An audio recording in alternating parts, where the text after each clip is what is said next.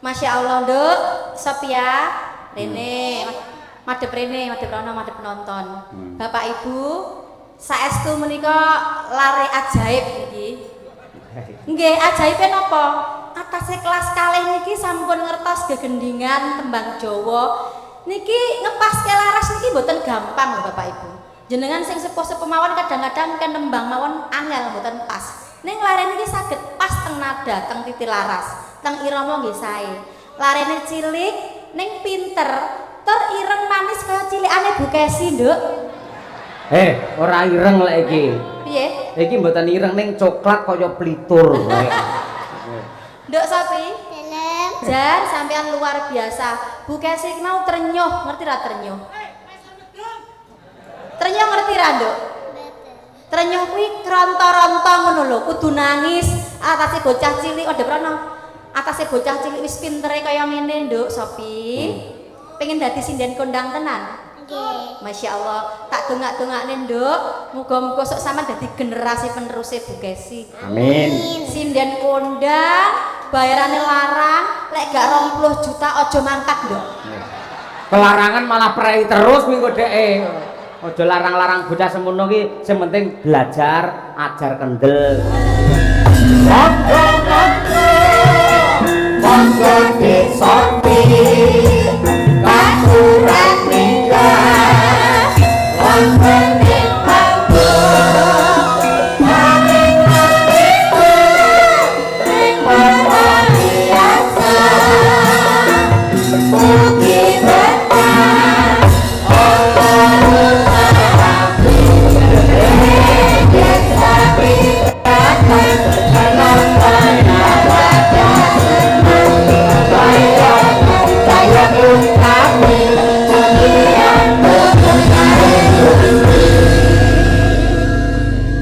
lagi cah semene wis ngerti tata krama, ngerti karo etika. Pak Dalang ora ngerti yen arep ngejak salaman parandene dinteni. Luar biasa. Assalamualaikum warahmatullahi wabarakatuh. Waalaikumsalam warahmatullahi wabarakatuh. Sugeng dalu Pak Dalang. Sugeng dalu Nduk Cahayu. Nggih. Sugeng dalu presiden sing cantik-cantik. Nggih. Aja keri. Sugeng dalu Pak Ismani sing nanggap kuwi. Sugeng dalu Pak Esmani. Nggih. Sugeng dalu sedaya para penonton. Sugeng dalu Sedaya para penonton. sedaya para penonton. Nduk, penonton dudu penanton, nggih. Dibaleni. Sugeng dalu para penonton linyaure mendinggo kompak. Ayo. Ya, Nduk. Sugeng dalu para penonton. Penonton. Ayo baleni sing seru, ayo sing tegas, ayo. Yo. Sugeng dalu para Ayo bocah. Daleme ngendi daleme sampean? Men pirsa piyayi kene? Selang Plosolor. Prosolor. Mimi sik. Ayo. Des. Mimi, Nduk, rapopo. Suarane mboten serak. Mboten. Poso to niki jenengan? Poso? Mboten. Oh, nggih. Nama lengkap sinten, Cahayu? Sofiana Putri Soraya. Sapa? Sofiana Putri Soraya. Oh, kae to sing penjual online kae to. Boten. Lha jare Shopee COD ora. Senes. Senes. Nggih. Sophia sinten?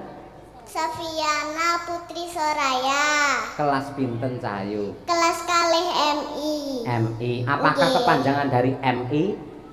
Boten ngertos. Wah, kertas. Iya, mboten napa-napa. Sementing lak sekolah ya, Nduk ya. Nggih, luar biasa. Ngaturke selamat kagem mempelai berdua. Saged mboten? Nggih. Lek mboten saged kula ajari sampean nirokne nggih. Nggih. Katur dumateng temanten kekalih, Ndang Rono madhep rono. Nggih. Nah, nggih, katur temanten kekalih. Ayo. Suara. Mboten ya wis. Ya wis aja dipaksa. Nembang nggih, Nduk nggih? Nggih. Nah, nggih. Badhe nembang napa? Kula badhe bawa pangkorinasa. Langgame kadang tresna. Oh, ngono. Nggih. Oh iya. apa mbak sing apik coba men piyayi kene do pirsa lek jenengan mempunyai suara yang handal dan hebat ngono kuwi coba pangkurinasa nggih dan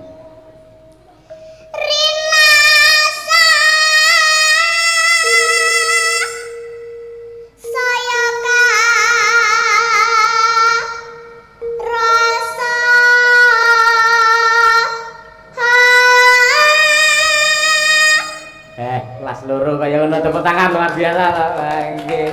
Niki teng YouTube penontonnya pun jutaan, Pak. Wingi tumut kula teng Ngawi niku sing nyuwawer niku enten lek entuk 2,5 juta bocah niki nggih. Kira-kira ning kene entuk pira ki engko bakal ya nggih. Nggih. Ya Dek, bacaan Dek.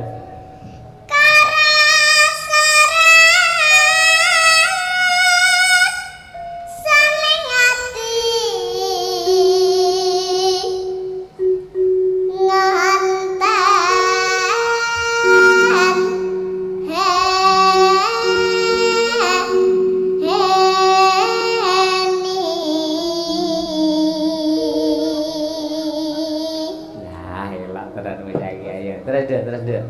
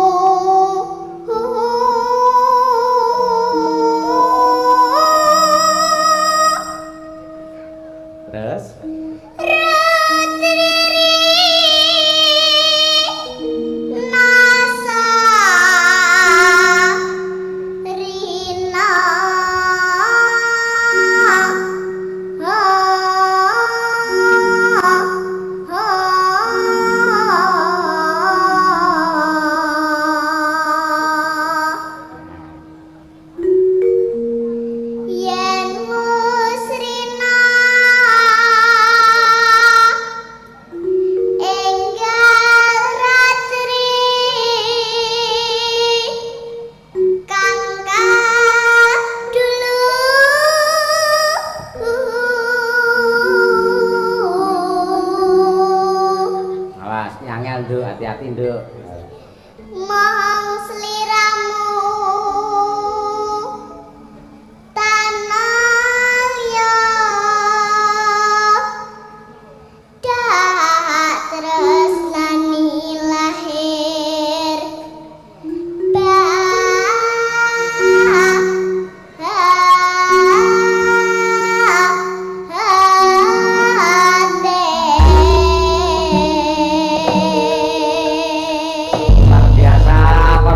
tepuk tangan untuk Sopi elok temenanan suarane jos nggih nggih. Nggih, Mbak Nuwun. Besok kanggo sangu sekolah ya. Mbak Nuwun Bapak katresnanipun lagi bawa wis masuk pira kuwi, Nduk? Pinten iso hitungan kalih dhuwit mboten? Pinten? 100 nggih. Sampe lek nganti jam 7 isuk entuk 2 juta bakal engko. Ayo ora. Coba pamerno saiki langgame apa mau? Kadung Tresna. Coba kaya apa? Kelas loro MI kaya ngono bergasih. Iya. Ya, Nduk. Selamat wis katon tejani.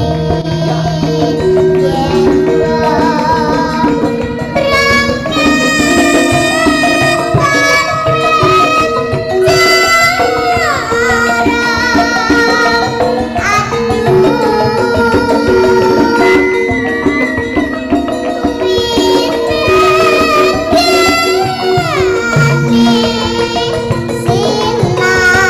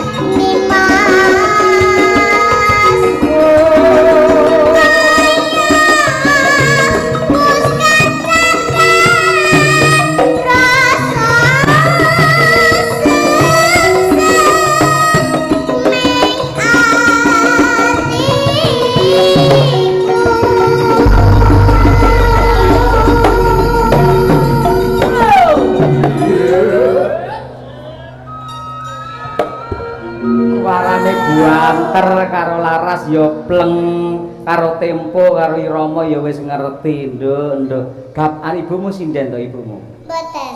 Lho, Tantene. oh tante sinden. Oh, nggih. Lah ibuke napa? Guru? Mboten. Lah, napa? Petani jagung. Oh, petani jagung. Nggih, nggih. Bapake mendhi sing pengrawir utawi dalang? Mboten. Lah, guru? Mboten. Lah napa? Tukang Napa? Tukang napa? nggih padha kalih ibu disambi mlitur. Oh, tani disambi apa? Mlitur. Oh, mlitur. Mlitur sampean? Mboten. Oh, lah mlitur napa? Lemari kayu napa-napa saged. Oh, ngoten nggih. Griya men diplitur napa dereng? Griya kula Nggih. dereng malah dipangan rayap omah kula niku nggih. Hubungi kula mawon. Iya. Siap ya Ndul ya weh kaya iso promosine bapake tukang plitur ngono ya. Niki mbak-mbak niki lak nyinden iki ngangge wedak to, pon utawi napa ngoten. Sampeyan aja kalah kudu ada gebrakan yen wedakan aja ngangge pon ngangge melamin ngono lho saya Jos. Nggih, ayo. Dindakne Ndek coba kaya apik nggih. Pacaane sarwa asih.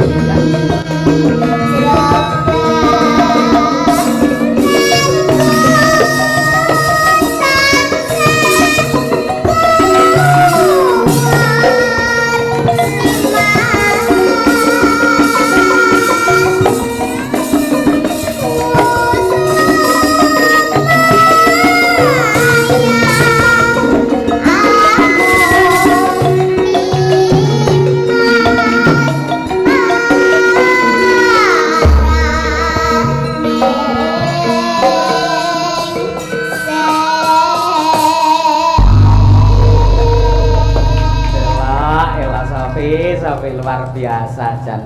Monggo lagi kelas loro SD lho, Nduk. Ayo. Nek beda karo tanggaku kae. Lagi lulus SMP wis nyinden malah meteng, Mak. Kuwi salah pergaulan nek kaya ngono kuwi. Nduk, sebabe apa sampean kok seneng nyinden sebabe apa? Kula pengen nguri-nguri kabudayaan Jawi. Wah, jos tenan iki. Elak. Semono ngerti nguri-uri. Sing nguri-nguri sampeyan, sing urip-urip Pak Ismani. Sampeyan nembang apik kaya apa, Pak Dalang ndalang apik kaya apa, yen ora ditanggap merongos ya. Dadi penting sing nanggap kuwi ya, Nduk ya. Nah, iya. Iki mau pamane sampeyan iki nembang karo egolan ngoten nggih saged. Karo joget ngoten saged nggih? Saged. Ah iya. Kira-kira pamane sing tembang iso dijogeti niku napa jenengan? Kelinci ucul mawon. Oh, kelinci ucul. Nggih. Oh, nggih. Dibawani. Dibawani. Ora apa-apa.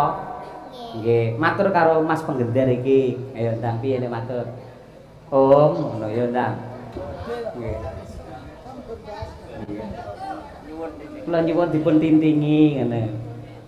Om kula nyuwun diting-tingi. Ah, iya. Matur nuwun. Ihi ngono ta. Nah, iso ora murawani dudu sopi. Ayo, matur nuwun. Ihi ngono. Matur nuwun. Ihi. Aja guyu sik. Ayo lek wani tak tambahi 100. Ayo, nggih. Sak ihi 100 ora. Ayo, Ndang. Matur nuwun, Ndang. Matur nuwun ihi. Ya, isin dek ngene isin. Nyanyi 100 kok Pak Dalang iki lagi DP urung liyane engko. Ayo nggih. Lah mun nyaut kok ya cepet men ora. Ya Dek. Matur suwun. Nggih, kuwi ganggu le nembang ora? Duwite ganggu mboten? Mboten. Mboten? Oh iya wes. Jariku tak gawane entuk ora tak gawane? Mboten. Oh iya, heeh. Kowe lek gegem kuwenceng kaya ngono. Ah yes ben nggih. Coba bawane kaya apa? Kelinci ucul.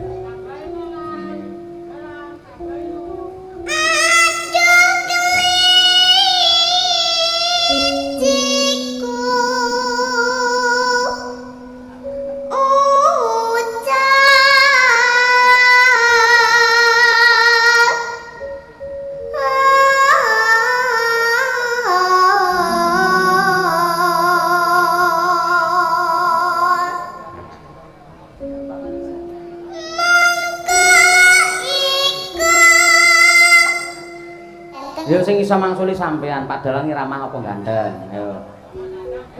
Ramah karo ganteng mawon. Oh, tambah 100 neh. Ya. Matur suwun. Nggih, wis. Iki lagi nek critane dalang sida ludes ya iki. Ayo. Parikan ora ta? Ora kowe ra lahir batin lek parikan kok.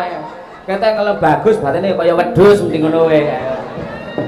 Ayo, apik sok ayo. Ngalor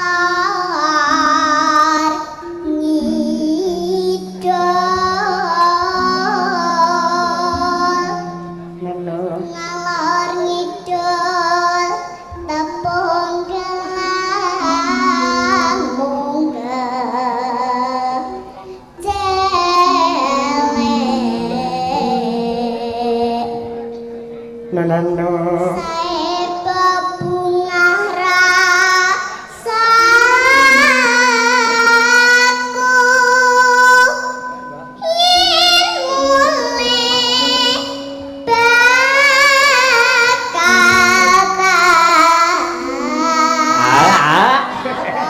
nuwun.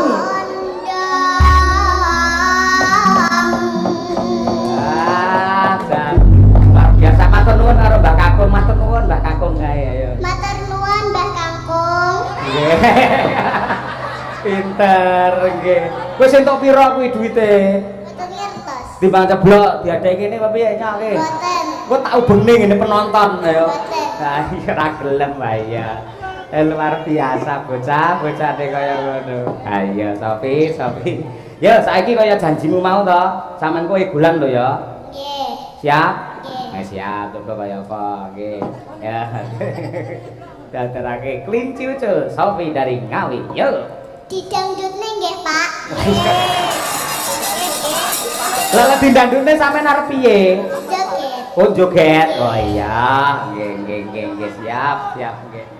Bocah iki apik men iki.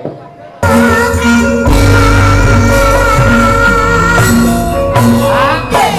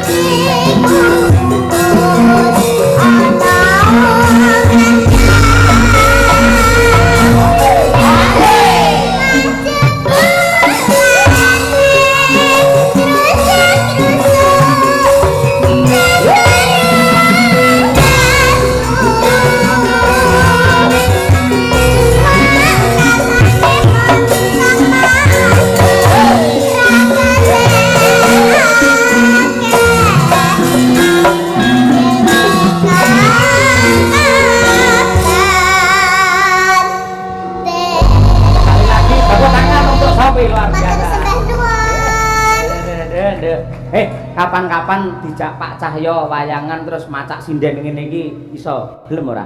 Gelem. Purun. Purun. Purun nggih. Engko ben diparingi gelungan kalih Bu Kesi. Duwe gelungan ora? Pun. Gadah gelungan? Gadah. Engko aja ban Vespa malan. Boten. Gelungan tenan? Nggih. Cilik apa gedhe ngene iki, Nduk? Gede. Oh, gedhe. Walah, lha kok lek manggo kowe cilik terus gelungane gedhe ngene malan. Mboten? Boten. Mboten. Ya. Pun pirsa sing namine Bu Kesi pundi pun pirsa? Pun. Sing pundi njajal? Sing niki. Oh, nggih.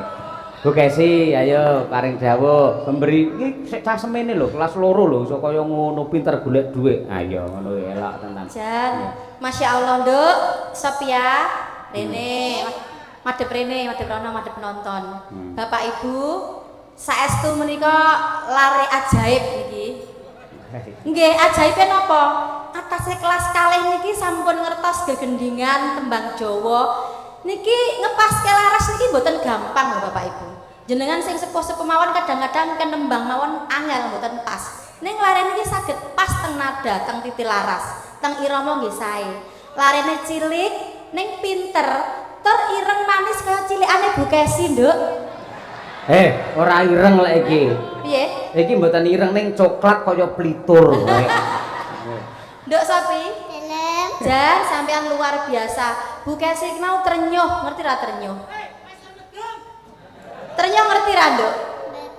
Ternyuh kuwi kronto-ronto ngono lho, kudu nangis. Atase bocah cilik padha prono. Atase bocah cilik wis pintere kaya ngene, Nduk, Sopi. Pengen dadi sinden kondang tenan. Nggih. Masya Allah, tak dongak-dongakne Nduk, muga-muga sok sampean dadi generasi peneruse Bu Kesi. Amin. Sinden kondang, bayarane larang, lek gak 20 juta aja mangkat, Nduk. Kelarangan malah prei terus minggu dheke. Aja larang-larang bocah semono ki, sing penting belajar ajar kendel ngono kuwi. Sing penting ya belajar apa kuwi ajar kendel. Soyone lek jenengan dadi sinden sing ngerti karo etika tata krama. Tegese wayangi lak sing pemimpine lak dalang to. Nuwun sewu jenengan unu-unu rene terus nuwun sewu Pak Dalang menika artane sedaya kula caos ning jenengan. Saya top ngono kuwi. Purun mboten? Oh ya wis aja nangis ya wis pen-pen. Boten. Mboten. Boten nangis kula. Mboten nangis, nggih jos. So kapan-kapan nderek Pak Cahyo gelungan ya, Nduk ya. Nggih. Tinggo timpuh ngene iki ya. Nggih, terima kasih. Pun saged istirahat. Bu Kesi ada tambahan lagi? Nggih no, aku rong nyangoni kok mau sing maringi sangu kan Pak Cahyo. Saiki sing maringi sangu Bu Kesi. Sampeyan ya purun disangoni Bu Kesi. Boten pun padha. Ora gelem iki, Pak. Ora gelem. Mboten pun padha cak anu lek ning matur. Oh iya. Berarti disangoni Bu Kesi ora gelem. Boten. Tenane lho. Nggih. Loh, kok anakku kayak beda ya? Kok anggere ra disangoni ngono mesti bengok-bengok nesuin lho. Lek sampean kok beda, Masya Allah, ibuke pinter lek didik menika. Nggih. Dadi lare menika mboten moto duwiten. Senadyan ora nyuwun tak sangoni Nduk Sofi tenan. Nggih. Nya. Nggih, tondo tresna, Nduk. Tondo tresna karo Bu Kesi. Ayo nggih. Nah, kaya Kok tekan ngono nggih tumbas apa? Ya. Matur suwun Bu Kesi. Sami-sami Mbak Sofi. Besok nderek Pak Cahyo karo Bu Kesi meneh ya. Nggih. Macak ning Nganjuk kono sok dijak ya. Nggih. Ya, nggih matur suwun. Engko nembang Nggih. meneh. Nggih, terima kasih. Istirahat dhisik aja akeh bocah iki maneman lek kakean. Ayo nggih. Saged pinarak Genduk Sofi tetap menjadi generasi yang hebat dan handal berbudaya. Tepuk tangan untuk Sofiana. Luar biasa. Matur nuwun. Ayo. Saya ganti para generasi-generasi sing 18 plus niki ya. Oh salim mriki. Ha nggih. Lek karo Pak Dalang salim ya tangan loro ben sopan, tangan loro. Tangan loro. Saged mboten? Niki dikekene ora tak jogo mriki. Nggih. Aja ku ya copetku ya ana do ngene. Kriki dekek ngriki.